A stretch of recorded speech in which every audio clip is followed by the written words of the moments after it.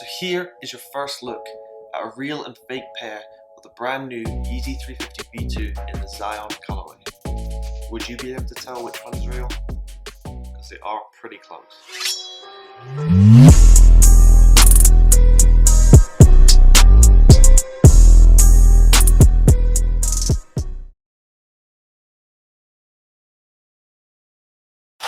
Hello and welcome back to the channel.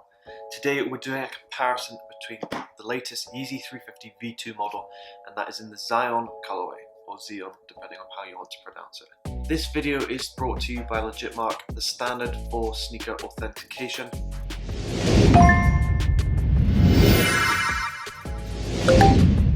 So if we take a look at the boxes, this one here on my left side is the fake one, and this one here is the real one. As you can tell, the fake one is a tiny little bit damaged.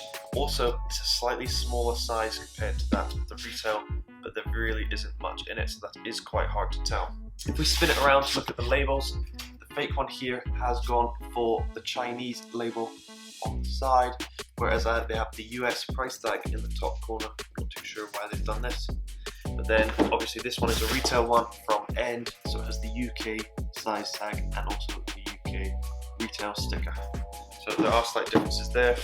Other than that, it is the standard Yeezy 350 V2 box that you've seen a million times, and there aren't many differences there. The retail pair was purchased from End Clothing, which is a retail store in the UK.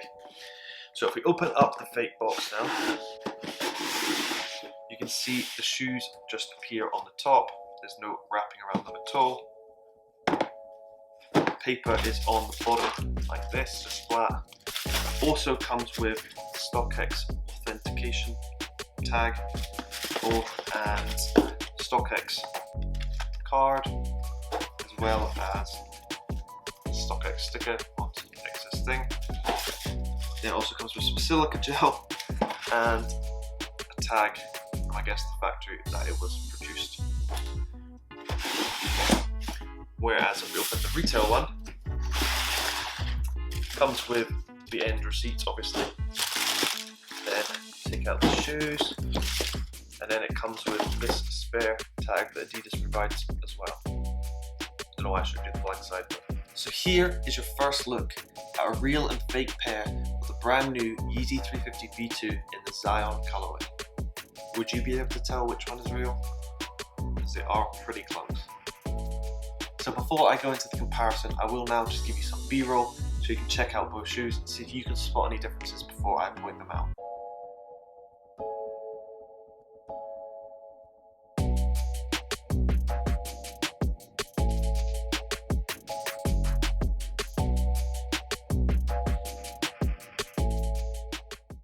So as you can see from the slow motion here, in the left side where the real one is, the stitching down the middle is a completely different pattern to that of the fake one.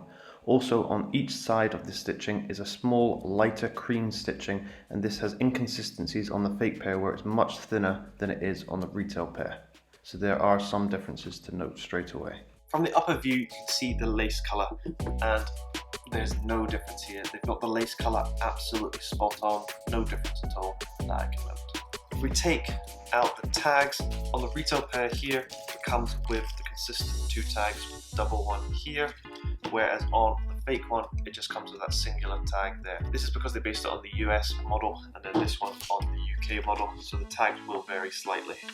Spinning it around to the heel, once again you have that consistent white stitching or cream stitching going on either side of the middle brown stitching of the heel, whereas on the fake one you can see it gets very thin on either side, and this is comparable to the real one.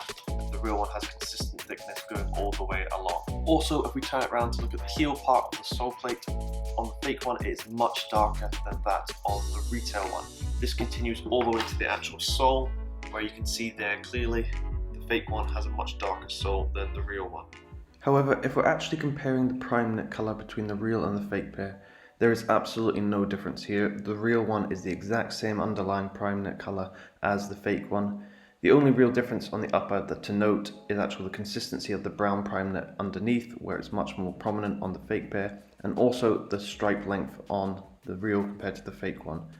The real one, the stripe length is a lot longer and goes closer to the toe than the fake one does. Looking at the shoes and the actual inner side of the heel here, the 3 stripes.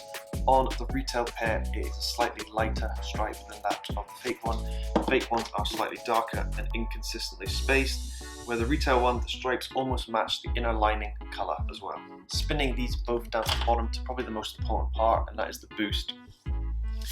On the retail one, you can see it's much more laminated than that of the fake. Fake one has tried to mimic the updated boost pattern, as you can see here, but in terms of the actual texture, it's a lot harder and stiffer than that of the retail one.